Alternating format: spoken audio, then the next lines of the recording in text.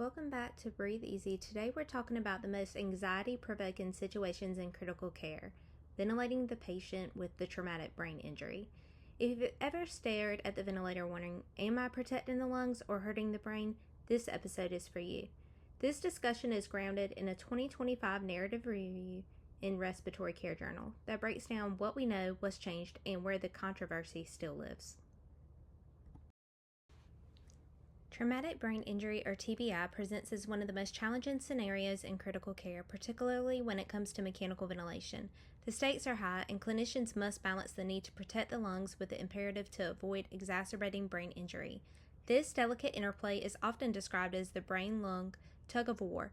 The 2025 narrative review by Becker and colleagues in Respiratory Care Journal highlights the evolving understanding of this complex relationship, emphasizing the importance in preventing secondary insults such as hypoxemia and hypercarbia, while also recognizing the risk of hyperoxemia.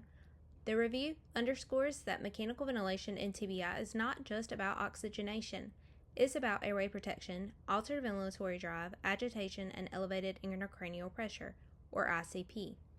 The concept of the brain-lung crosstalk is central, as brain injury triggers inflammation, catecholamine release, and autonomic dysfunction, which can lead to neurogenic pulmonary edema, even before the ventilatory settings are adjusted. Conversely, lung injury can worsen cerebral perfusion and secondary brain injury through hypoxia, hypercapnia, and ventilator-induced lung injury. This feedback loop means that every ventilator setting matters, and clinicians must be vigilant in their approach. Patients with TBI aren't intubated just for oxygenation. They're intubated for airway protection, altered ventilatory drive, agitation, elevated intracranial pressure, or ICP, or all of the above. The big concept here is the brain-lung crosstalk.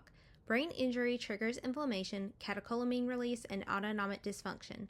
That surge alone can cause neurogenic pulmonary edema before we even touch the ventilator.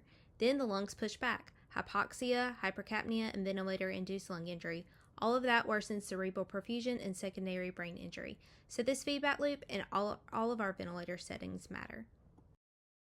Let's talk oxygen, because this one surprises people. The target PaO2 is 80 to 120 millimeters of mercury, with an SpO2 goal between 94 to 98%. Hypoxemia is bad, and we all agree on that. But hyperoxemia is not benign. Studies show that higher PaO2 and excessive FiO2 are associated with worse neurological outcomes and increased mortality. Even PaO2 levels around 150 millimeters of mercury have been linked to harm. So this is not the patient where we set it and forget it at 100%. We titrate carefully and purposefully. Carbon dioxide directly controls cerebral blood flow. Low CO2 causes cerebral vasoconstriction, leading to ischemia. High CO2 causes vasodilation, leading to increased intracranial pressure. The target PaCO2 for most TBI patients is between 35 to 45 millimeters of mercury. If intracranial pressure is elevated, we aim slightly lower to 32 to 35 millimeters of mercury, but prolonged hyperventilation is no longer recommended. Blowing off CO2 used to be routine. Now we know it can quietly worsen the outcomes. Short-term hyperventilation, only in impending herniation, and only with monitoring. This is where the practice has changed the most. Tidal volumes between 4 to 8 mL per kilogram ideal body weight, which is our low tidal volume strategies. High tidal volumes are independently associated with ARDS and mortality in TBI. Plateau pressures, we attempt to keep it under 30, and driving pressure, the goal is less than 15 centimeters of water. Higher driving pressures correlate with worsened neurological outcomes. And mechanical power, our target is under 17 joules per minute. This is emerging but important, especially in neuro patients. Now, let's address the elephant in the room, PEEP. We used to fear PEEP in the brain injury, but newer data shows that moderate PEEP, even up to 15 centimeters of water, causes only small, often clinical insignificant increases in ICP, especially when cerebral perfusion is maintained. Minimum recommendation is at least 5 centimeters of water. Lung protection and brain protection are not mutually exclusive. Acute respiratory distress syndrome occurs in up to 35% of brain injured patients. When ARDS is present, lung protective ventilation still applies. Prone positioning is acceptable if ICP is controlled. Neuromuscular blockade is strongly supported when ICP is elevated. What we don't have is clear recommendations for pruning or ECMO when ICP is uncontrolled. Bottom line, invasive neuromonitoring matters when lung disease complicates brain injury.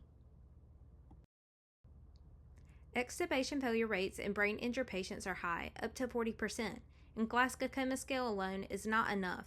Better predictors include effective cough, swallow function, neurological trajectory, and airway protection. As for tracheostomy, timing remains controversial, but the earlier the trach often reduces ventilator days and ICU length of stay. European guidelines strongly support trach after failed extubation and attempts, and consider it reasonable in persistently depressed consciousness. So our key takeaways: the ventilator is one of the most powerful neurological tools we use. In traumatic brain injury, oxygen is a drug, CO2 is a drug, and pressure, volume, and power all matter. Our job is to prevent the secondary brain injury and not create any lung injury along the way. Vent deliberately, monitor aggressively, and remember the brain is listening to every breath. Until next time, breathe easy.